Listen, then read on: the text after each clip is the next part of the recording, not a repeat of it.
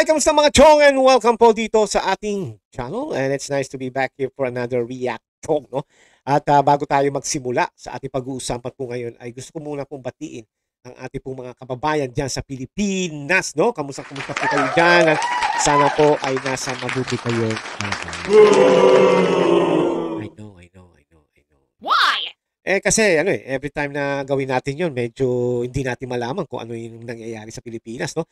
Alam naman natin na ang gobyernong bangag ay talagang wala namang ginawa kundi hanggang pa-epal, promotion without products. No, parang ganyan ang gobyerno ngayon ng bangag, no? Magpo-promote sila na sila ay nasa magandang kalagayan pero hanggang promotion lang.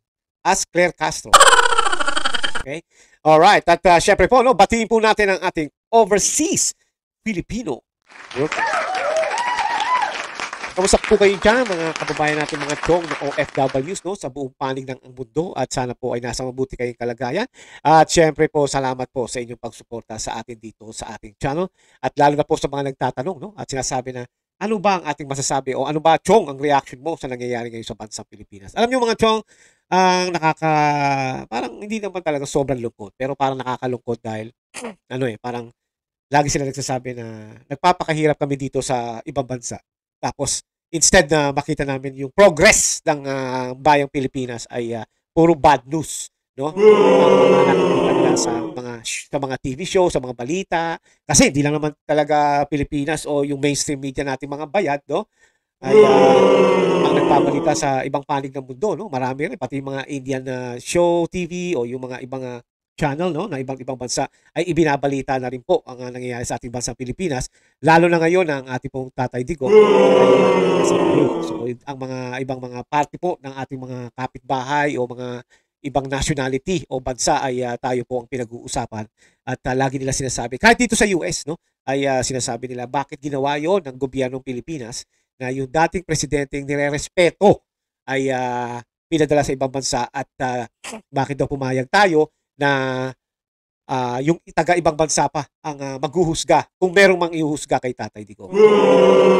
Kaya parang napapahiling na lang sila dahil hindi raw nila akalain na ginawa yan ng isang Pilipinong presidente. Well, actually, hindi naman lumaki sa Pilipinas yung presidente. Kaya nga bangag, no? But anyway, ganun talaga. At kayo po mga OFW, just keep praying na sana pong ating pong Tatay Digong ay mapabalik na. And alam mo, matanda na rin po ang Tatay Digong, at hindi na naman po yan ika nga parang wala na At ang gusto lang ni Tatay Digong kumain ng Filipino food, at saka alam niyo na, makasama kanyang mga apo o yung mga anak, mga pamilya. Yun lang namang ngayon ni Tatay Digong na 'di ba? Kaya sana po ay manaig ang tama sa kasamaan. Okay? Alright. Ingat po kayo mga OFWs. Alright, at tungkol naman po dito sa ating topic, pag-usapan natin yung una nating parang ito na yung part 2 no, ng tungkol kay Hontivirus. At kung masasabi nyo na ito po si Hontivirus, no, ay ano ba tawag dito? Ay nagdemanda at nagpunta siya sa NBI upang mag-file ng cyber libel sa mga vloggers na inaakala niya na siya ay parang sinisiraan, which is hindi naman talaga no? At ang dahilan naman po kasi ay ito po si Karen. No, palakpakan natin. Ito po si Karen ay nakita nyo na siguro sa una kong video, at kung hindi pa ay panoorin nyo na lang po bago itong part 2 na to, no? Ito po si Karen ay nagsabi na ng katotohanan na kung ano po talaga ang talagang totoo na ginawa nito ni Senator Hontiveros, no? At ngayon nga ito si Senator Hontiveros ay may pagka-onion skin, no? Ay onion skin ba tawag doon? Balat sibuyas na lang mo. Pero yung sabihin po mga chong na public servant siya, and dapat yung mga ganung mga, halimbawa nga ito si Karen ay nag-expose ng ganyang bagay, no? Sinabi niya na siya ay binayaran lamang ni Hontiveros ng mahigit 1 milyon, no? Total, o baka sobra pa, dahil sabi nga niya every hearing ay meron siyang 12,000 pesos. At syempre, ito naman si Hontiveros, papayag ba naman yan? Ang daming pera niya, no? Kaya tapos back up pa yan ng bangag administration. Alam niyo naman kung bakit, hindi na natin dapat pag-usapan yan. Kaya malakas ang loob. Pero nakakatawa din sa taong to mga chong. Ito yung ibinoto nyo ulit. Ang taong ito na 3 beses na talo, at ito pala ay sanay na sa Lagaya Blues ng Tanim Witness.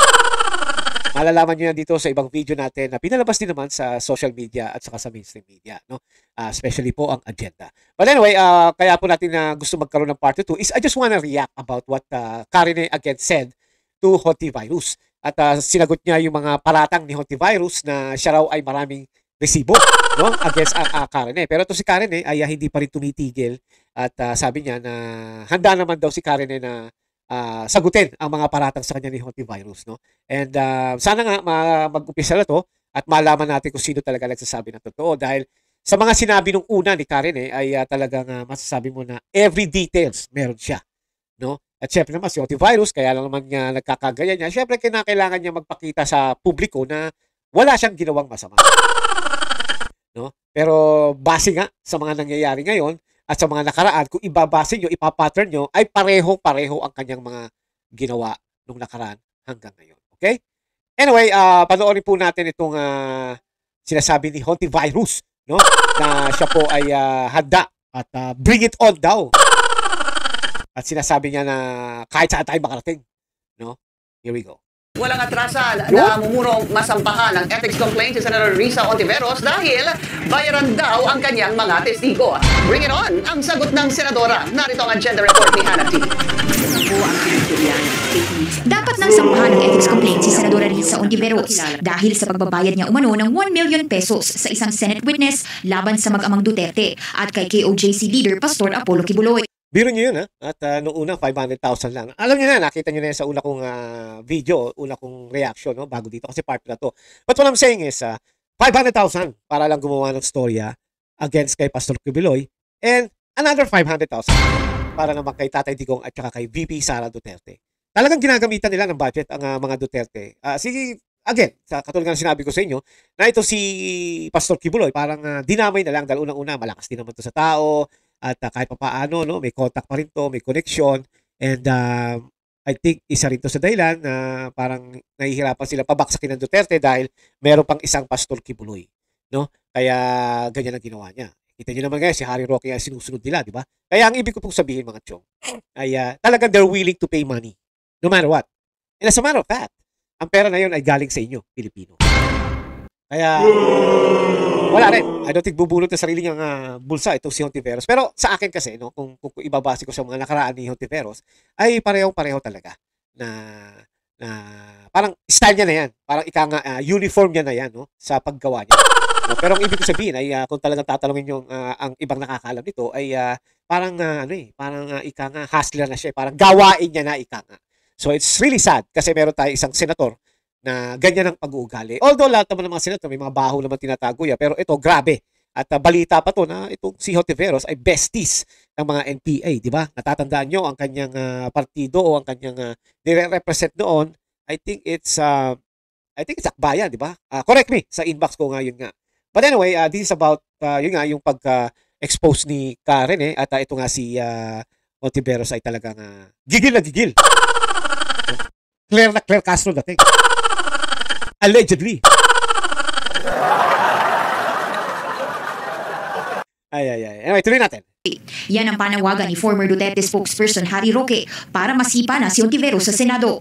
Sa programang At the Forefront ng Bilyonaryo News Channel, sinabi naman ng dating Political Affairs Advisor ni FPRRD na si former Congressman Jacinto Paras na dapat ang Duterte allies na sina Senators Bongo, Bato de la Rosa at Senator Robin Padilla ang manguna sa pagsampa ng reklamo. Wala namang balak atrasan ng senadora na anumang ethics complaint. Bukas sa kahit sinong mamamayan na mag-file ng ethics complaint. Pero parang si Harry Roque ang maraming sinasabi. Umuwi muna siya. Humarap muna siya dito sa Senado. Ang akin lang dito, bakit mo inaano si Harry Roque? Gigil na gigil ka kay Harry Roque. In the first place po, Senator, no? Ay si Harry Roque parang nagbigay lang ng opinion. And I think, no? Na may alam din yan against sa'yo. No? Di ba? Ikaw naman, gigil na gigil ka, alam mo naman na hindi naman talaga galing sa kanya yung video na ginawa ni Karen gigil na gigil ka kay Harry Roque. At sasabihin mo pa na pugante yung tao. Hindi po pugante. Kaya nga hindi iniisip ko nung napanood ko to dito nga sa Bilyonaryo. Parang sabi ko, ano ba to? Senador pa to o tanga? Diba? Kasi you can tell siguro dahil sa sobrang niyang stress ngayon, na booking siya, kaya ganyan siya magsalita. Kaya pati si Harry Roque, dinadamay niya. Halos lahat, dinadamay niya Diba? Parang ipinagmamalaki niya na bring it on. Diba? Kaya sabi ko, bakit tayo may senator na ginoon? Kaya kayo mga Pilipino, sa susunod naman po, pumili naman tayo talaga. Uulitin ko na naman. Pumili naman tayo ng tama. Kita niyo naman tao to, nagkakalat na. Oh, di ba? Haharapin ko siya kahit saan. Pero ngayon, bitawan na niya yung buhay pugante niya. Oh, see? Di ba? Bakit pugante si Mr. Harry Roque, senator? Dahil unang-una, siya po ay na political abuse, no? At alam naman natin na walang witnesses against him. Kaya bakit mo dapat nga si Harry Roque ang mag-file sa ng cyber libel? Dahil tinatawag mo siya ng pugante. Hindi siya pugante, 'di ba? Umalis siya ng Pilipinas legally. Hindi siya umalis na parang tumalon o tumakbo o nag-ibang pangalan para makalipad. Umalis po siya na yung mismong pangalan niya sa passport niya o ano yung pangalan niya nasa Pilipinas as a Harry Roque, yun din ang pangalan na ginagamit niya ngayon sa ibang bansa na ngayon ay kumukuha siya ng ano ba tawag dito, yung sa Netherlands. He's trying to stay there for now para siya ay hindi alam niyo na, madali ng mga bangag kaya hindi siya pugante. Ito si Senator Risa, siguro sa dami niyang iniisip, katangahan pa, ay kaya yan ang pinagsasabi niya. She's so, dumb. Naglabas din si Ontiveros ng mga resibo December 14, 2023 na mag-email si Michael Murillo sa office ng senadora tungkol sa mga nangyaring abuse at pananakit sa KOJC. Isa lang si Murillo sa 14 na testigo ni Ontiveros. At dahil kailangan munang mag-vet ng emails at hindi siya agad sinagot, 2 beses daw nag-follow up si Murillo. Nasaan dyan ang pinilit? O ito, sabihin na natin na hindi kayo pinilit, senator. Sabihin na natin na galing yan kay Murillo o kay Karen, ika nga. No? Pero that time kasi, talagang, dahil sabi niya kasi sa una niyang video na nangangailangan siya ng pera. No? And hindi natin alam, no? But usually o basically, baka dahil kailangan niya ng pera, kaya niya siguro nagawa to. It's hard to say na baka mamaya ito si Karen kung talagang galing sa kanyang email na yan. Kung sakali, baka alam niyo na nagsinungaling, para lang mapansin or para lang mapagbigyan. Dahil pinakita mo nga sa mga resibong yan na humihingi pa siya ng laptop para makapagtrabaho. So those are the na yung ginagawa ng ibang tao lalo na pang nagigipit. Sa nangyari ngayon after na ginawa nga siya testigo mo ay parang I guess parang who knows na guilty baga, no? It's hard to say right now. Kaya nga yung judgment natin parang pigilan muna, no? Hintayin muna kung ano talaga. Muli, siya ang una at paulit-ulit na lumapit. Yun, siguro And nga. these are people who were already afraid. Now they are in danger. Again, Okay. yan ang talagang kinagagalit ko. Yan talaga. Hindi lang ito paninira. Those responsible for this video crossed a line and they will be held to account. Ayon din kay Ontiveros, Kaya mga si Murillo vloggers. mismo ang nagsulat ng mga pangalan ng VP at ni FPRRD sa kanyang testimony. At si Murillo pa nga raw ang nanghingi ng pera sa senadora para makabili ng bagong laptop para makapaghanap ng trabaho. Apple or Windows? Malinaw ang sagot namin sa kanya. Our office has a strict policy of not providing financial assistance to potential witness and witnesses. Oo, pero under the table pwede. Umamin din daw si Murillo na nililigawan na raw siya ng KOJC para bumaliktad. At bago pa man lumitaw ang viral video ni Murillo, just last week, bigla raw siyang humingi ng rescue dahil kinulong daw siya sa Glory Mountain, isa sa properties ni Kibuloy sa Davao City. Tanging si Senador Bato de la Rosa ang mambabatas na nag-share ng video ni Murillo. Kaya naman, may pasarin si Ontiveros kay de la Rosa. Dapat hindi kami nag-share ng fake news. Tulad ng mga AI-generated video, dapat hindi kami nagpapadala o Tingin niya ba AI generated si Karen?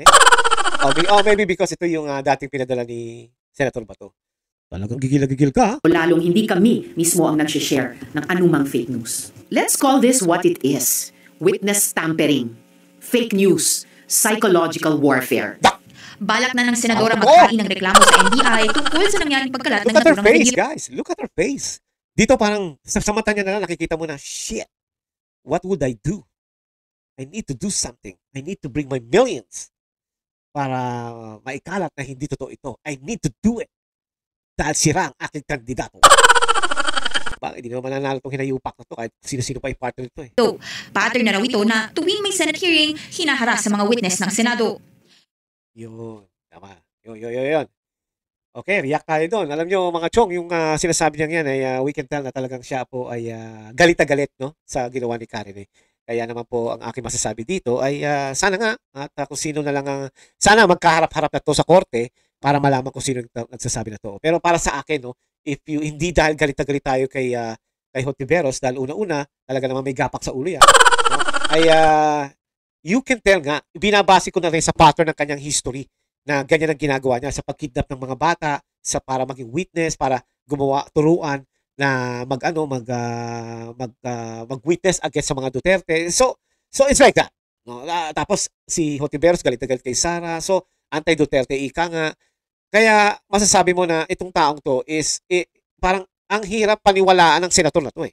Ikumpara mo kay Karen eh. Although si Karen eh, sa mga sinasabi niya, baka nga nung una ay nagsisinungaling siya and he's doing it para mapansin siya. Pero ika nga sa next video na ipapakita ko sa inyo kung saan sumagot si Karen eh, ay hindi naman daw talaga galing sa kanya yung mga sulat na yun.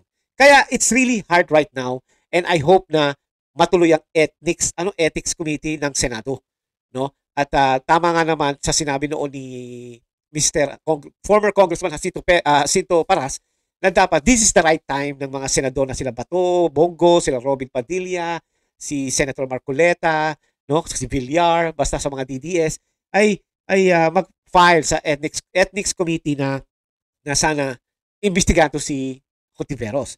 Ngayon kung hindi naman totoo, pwede naman mawala ang committee na yon o yung hearing na yon. This is their chance. This is their chance na to protect, not because of Pastor Kibuloy, it's for Tatay Digong din sa mga Duterte. Okay? But anyway, panoorin po natin yung sagot ni Karen lately after this na yung demanda niya ni Virus kay Karen at sa mga vloggers.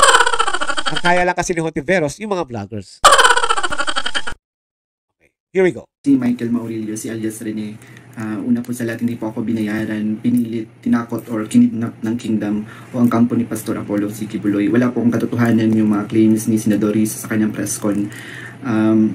Wala po ako sa pader ng Kingdom. 2019 pa po ako huling nakapunta ng Glory Mountain. Ito lamang ay pamamaraan ni Senador Risa upang ako ay makuha ulit at patahimikin. Kusa po akong lumabas upang sabihin yung katotohanan. Handa po akong maglabas ng mga ebidensya. Ebidensya papatunay na si Senador Risa ang pasimuno sa mga paninira kay Pastor Apollo Kibuloy. At handa po akong sa anumang mga legal na proseso. Senador Risa, hindi ako nag-text ng anuman sa'yo. Wag mo na akong gamitin sa mga kasinungalingan mo. Kaya nga nasusuka ako sa iyo. Titindigan ko yung mga sinabi ko sa video na ginawa. Pasensya ka na Karen kasi alam mo naman ng mga Dilawski kumakain ng mga suka yan Suka ng iba. Di ba? Ganyan ngayon ng mga Dilawan. They need to suck balls para sila ay lagi nasa game. Kusang loob po itong ginawa para matahimik na yung konsensya ko. Uulitin ko po, hindi po ako binayaran, pinilit, kinidnap ng Kingdom ang kampo ni Pastor Apollo Kibuloy. Yun, kasi ang nakarating, di ba, may mga balita na ito si Hontiveros ay panay sinasabi na yan ay ginawa ng KOJC. No? Nag-judge agad itong si Senator. Si mga chong, anong klaseng senador yan?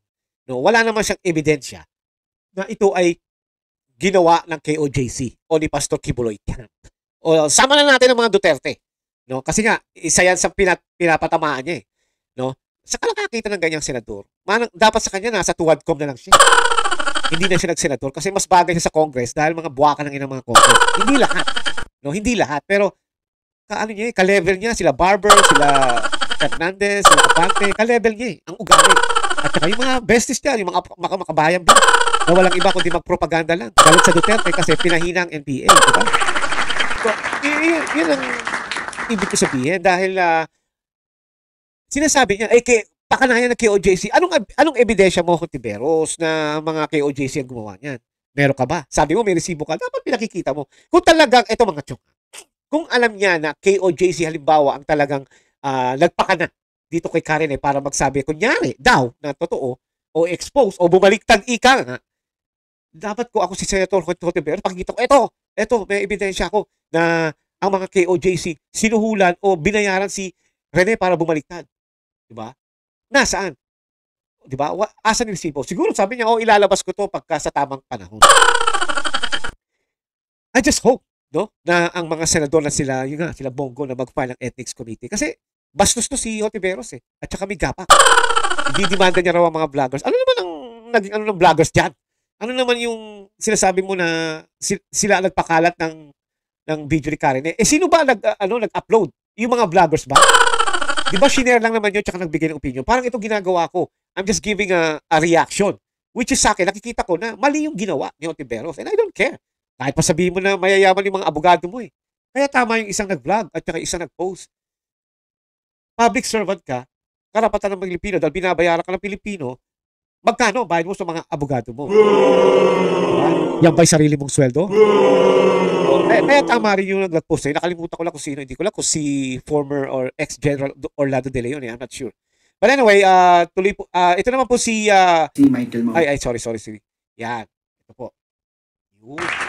Ito po si former and then Secretary Congressman Asito Paras ay by the way, subscribe din po kayo sa kanya sa Rush kay Paras ay nag-file ng demanda rin kay Hontiveros kasi nga yun nga yung pinag-uusapan na pattern ng ginagawa nitong si Hontiveros, which is kahit si Atty. Topacio, yun din ang sinasabi niya sa huling interview ng forefront ng agenda ano ba yan? Forefront ng bilyonaryo tungkol din kay Hontiveros na parang pattern yung ginagawa ni Hontiveros, parang sanay na sanay si Hontiveros na gumawa ng talim witness by paying them, by brainwashing them. Well, ganyan talaga mga NPA. But anyway, panoorin po natin si Sir Paras sa mga tungkol po kay Hontiveros pa rin dahil interesting to mga chong. There's a pattern of this kind of behavior, no, perpetrated by Senator Hontiveros in trying to bribe witnesses for her purposes, no. That's right. Would you say a pattern, Congressman Jing? Ano yung pattern na yun? Back in 2019, there was also a witness, Bicoy, Yes. who later recanted and claimed he was manipulated by Senator Sonny Trillanes and Senator Risa Hontiveros. And then in 2021, you also have this Jaime Vegas who filed a complaint with the Ombudsman and alleged that Senator Risa bribed VJ Almira, who was a witness in the Senate Blue Ribbon Committee Farmally, hearing on I think, yeah. Farmally. Well, as early as Kita nyo na lang yan mga chong. Paano nyo paniniwalaan ng isang taong katulad ni Hontiveros kung meron na nga siyang pattern na ganyan? Kaya siguro yung kay Ren parang ano na lang dagdag na lang sa katarantaduhan ni Hontiveros. No, dahil nga, noong una pala sa Farmally pala, dalawa pa sila ni Trillanes na buwang, no? Ay may pattern na talagang ginagawa nila ng sineset up nila. Instead na totoong witness, yung hinaharap nila ay they're paying them. They're bribing them para magsalita against sa taong gusto nilang mapahamak. Ngayon, to si Karen ay bago sa KOJC at sa mga Duterte, you can tell. Talagang parang sanay na sanay dyan si Hontiveros sa ganyang style. Hustle, ika nga. Diba? Kaya dito pala, parang iisipin mo, gawain niya Ika nga, parang trabaho niya yun. Parang ika nga, yun ang kanyang, ano ba tawag dito? Parang talent. Na mag-bribe ng witness para mapahamak yung tao. And dapat dito pa lang, magpa-imbestiga sa Senado dahil may kasama silang ganyan diba? So it's really sad kung hindi gagawin ito nila Senator Bongo. can only speak directly as far as my personal experience on Senator Hontiveros attempt Masyado or kayong honest, she had Mr. Paras. done about trying to make witnesses be her pawns in her fight against other politicians, other people. There's really a pattern itong ginagawa ni Hontiveros because as early as I think the impeachment of Chief Justice Corona, there was already a testimony during the course of Senator Miriam Santiago's interpellation of the witnesses. There was one witness who revealed that when Senator Miriam says, where did you get all these documents, that you are using? And these are all hearsay. And the witness says, well, ma'am, it was turned over to us by Senator, he was not yet a senator at the time, by Mrs. Hontiveros. So, if you look at all of these things, there seems to be the attitude of, trying to subvert the truth by using witnesses who are perjured. This thing about,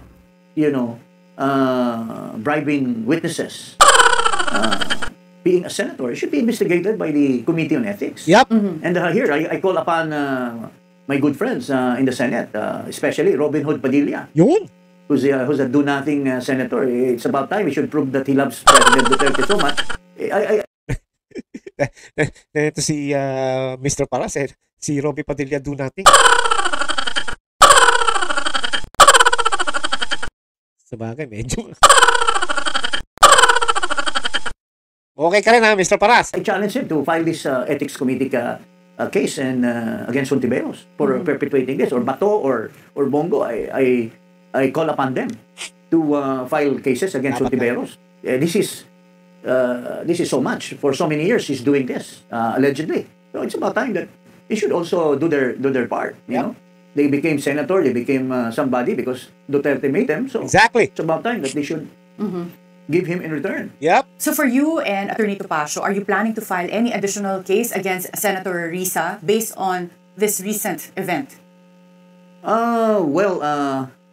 We'll discuss that. No, right now there's no such move yet, but it's more of our appeal to the members of the Senate to clean up, to clean up the Senate of scalawag. Yun. Yeah, mga chong, no? At ang aking pong conclusion dito is Senator Riza Hontiveros has parang ika nga ay nasa dugo niya na yata yung tanim witness. No?